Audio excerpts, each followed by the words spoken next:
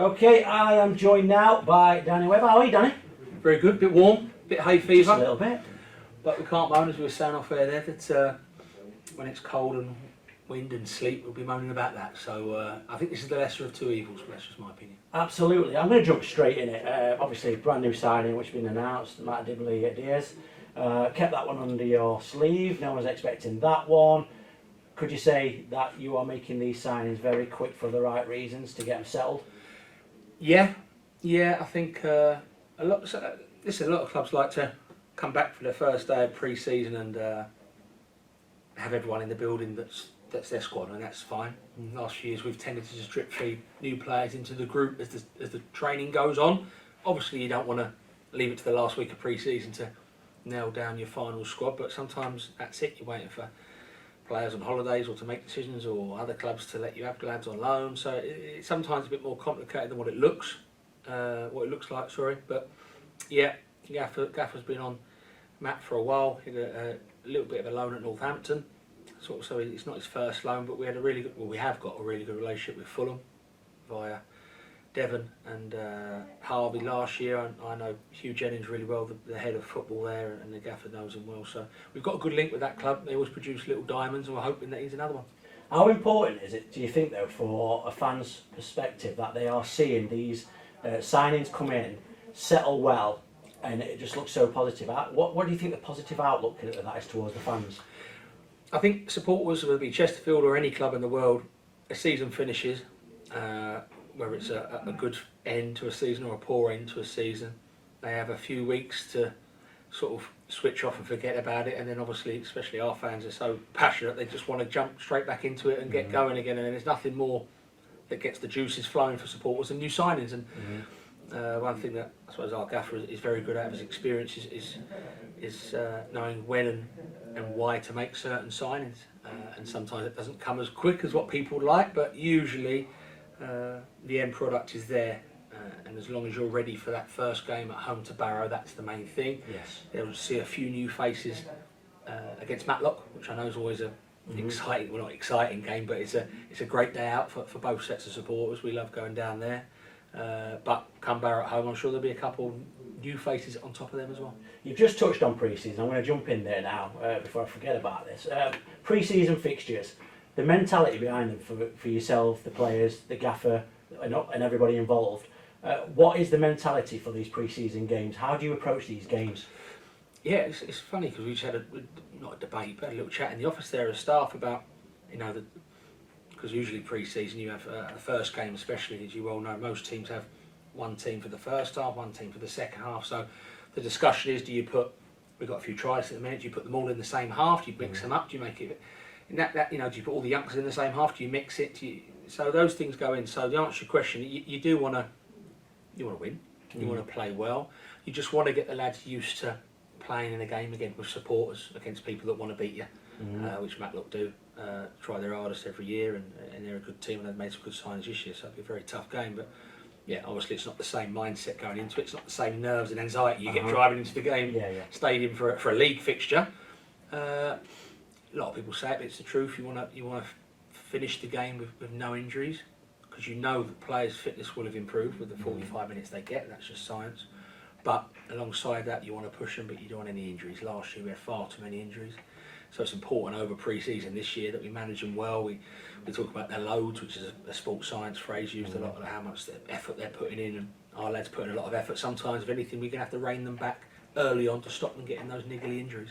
But that must be such a positive thing as a club, and for a fan to hear, or any football supporter, that you do monitor what they're doing, where they're training, what their stats are, and it is the stats at the moment. That is football right now. It's all about the stats. Yeah.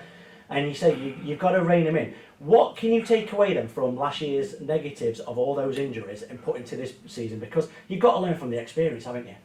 Yes, definitely. And there has been lots of discussions. I mean, I was doing these interviews most weeks last season, quite a way before the end of the season, and the questions were being asked about injuries, and it was all being analysed. And obviously, you can't say too much about what the debates are or what the reasons may or may not be, but they are discussed. No more so than from the manager, who wants to know how things can be better this season.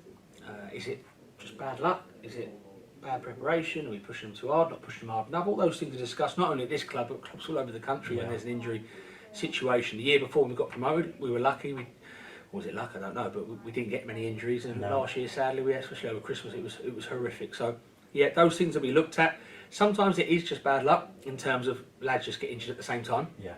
Sometimes it's not.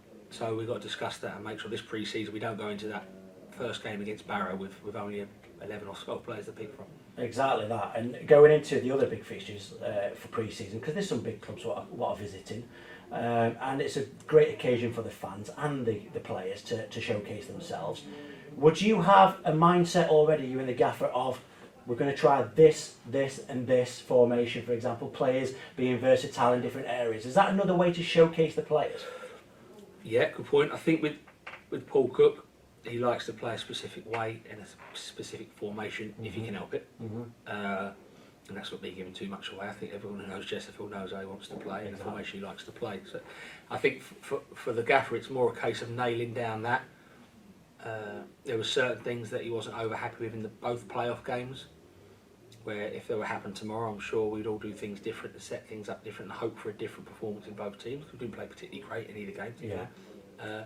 So there's things we look back on and go, can we tweak them as opposed to trying things. I don't think he's he's not an experimental manager. He knows what's got him success. I think the stats don't lie. And so if it's not broke, don't fix it. But you can improve. His saying is, can you make his plan better? Can you make his or our way of doing things better? So there's a constant effort to evolve what's already very, very good. Yeah. If you stand still and go, well, we nearly went up last year in the playoffs, so we'll just go again, that'd be very foolish. So that certainly won't be our sort of rhetoric this season. And pre-season, the lads are hard at it. How's it looking for yourself as a management? You know, have you changed anything with the management? How you're doing this pre-season? Or again, don't change what doesn't need fixing. Yeah, I think it's always tough. Pre-seasons are always tough, but it's worked for the manager. They've been really tough. Gary Roberts takes a big part with Jordan and Ben in the fitness department and Alex, and we go to Homebrook Park, which obviously local people know very well, and do the lakes run, which sounds lovely and romantic, but it's living hard. Yeah. So there's things like that where we take them out of their comfort zone. They've just been up to a great cracking gym in Hasland, run by a guy, I think he's ex-military, so it's hard and it's lifting weights and all that stuff. So we try and take them out. It's not just go to the training ground, have a game of football. We try and sort of test them and push them in certain ways, but within that, like we spoke about earlier, you're pushing them without breaking them. So you want to get that robustness, you want to sort of get them mentally strong, which they already are, but we don't want the injury. So it's a real, you're damned if you do and damned if you don't. And sadly, sometimes we put all the results of what you've done, as good or bad, is down the line. And hindsight's a great thing. So what you learn from the positive and the negative, you take it into the next game. And from a fan's point of view, when you see that, it's so positive, and you get that buzz. And there's a buzz around the place right now. Going back to the Matlock game and fixtures what are coming up, I bet you're all just ready to get that ball down now, aren't you? Get the competitive edge. Yeah, it was a weird game last year because I think the pitch was left really long for some reason, and England were playing, weren't they? So everyone wanted to rush off, and it was just felt a bit rushed. It did. The game felt rushed. So this year, hopefully, it'll be a different sort of vibe to it. We got loads out of it last year, but it wasn't a great day, I don't think. But this year we wanted to go back to maybe it was the year before last, where I think we won 8 or 9-0, and we played really well and things worked really well. As I say, I think felt last year just a little bit rushed down. Probably due to the England game. Yeah. But we are excited. We're excited to see. I mean, for myself, we've been like my 6th season now, so I'll see a lot of supporters that I recognise have got to know me time. And at grounds like Matlock, you get to have a chat with them in the warm up and see how they are and see if they had a nice holiday. So we're looking forward to that connection again. I think the supporters. The new players, it's great for them to. I think they'll be quite blown away when they see how many supporters we take to Matlock in a friendly. So that's going to be great for them, and for the lads that have, like Che Dunkley missed a lot of last season. He's got a point to prove. He'll want to come back and show what a big player he is for us, which he is. So there's loads of different reasons and fragments of different sort of mentalities towards these games, but. Yeah, even the staff putting on the kit again and sitting in the dugout is something that when the season finishes, you're ready to have a break from. Yeah. But around this time, you're ready to get back in there and get going. I'm just going to touch on that, breaks. You don't really get a break away, though, from football, do you? When you're on your holidays, you're making the phone calls for the transfers, and I don't think people realise you're not having a break as such. You know, I think there was about 4 or 5 of you in different areas of Europe at one point making phone calls to make these transfers happen. Exactly, and we've there was I was doing a Zoom call, I think, with the owner of the club and the manager from a sunbed in New York at one point. It was a bit embarrassing, but I couldn't get any find over for Wi-Fi, so I had to sort of float to the beach cap. But that's what you do. You have to go with it. I think like my girlfriend understands, and all the other staff, family members, they understand. I was lucky with it growing up. My dad was in football, so I didn't know what I was letting myself in for. It takes over your life, and we wouldn't have it any other way. I mean, you were talking about having breaks. Those poor people playing in that World Club Championship, whatever it's called at the minute. You know, yes, they get lots of money and they're paid, and I get that. But like Harry Kane, I don't think he's had a break for 60, 70 weeks. Exactly. You know, so yeah, you do need a break. We did have a good break as a group of staff, as players, whatever. Most people went away and unwound whilst being near your phone, because that's that's the nature of the beast. Brilliant. And for the results, if the results don't go our way in the pre-season, could you say to the fans, trust the process? Yeah, I think that's a phrase that most people use now. Like I say, I don't think results are important, but if you go into the Barrow game, you lost every pre-season game, something's not quite worked, does it? So we have to be realistic with it. You know, you want to go into every game and win.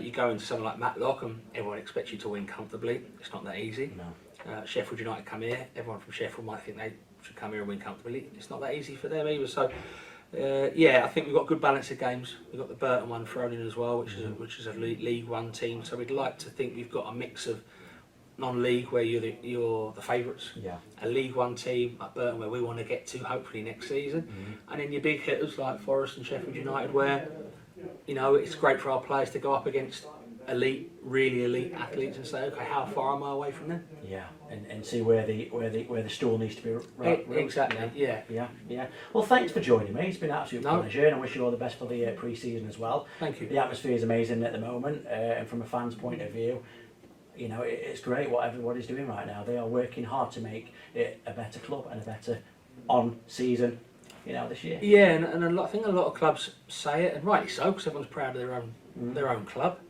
But there is a real, and like I say about myself, because I'm not from here, but to come up here and to really see what it means to everyone in this town when not only when the team win, but when they have a go, when they work hard, and when they show a bit of passion, and all those cliches that even though the game's changing, those things will never go out of football. Supporters will always want to see people run around with pride for their shirt. And one thing about this football club at the minute, everyone's got a lot of pride being associated with it.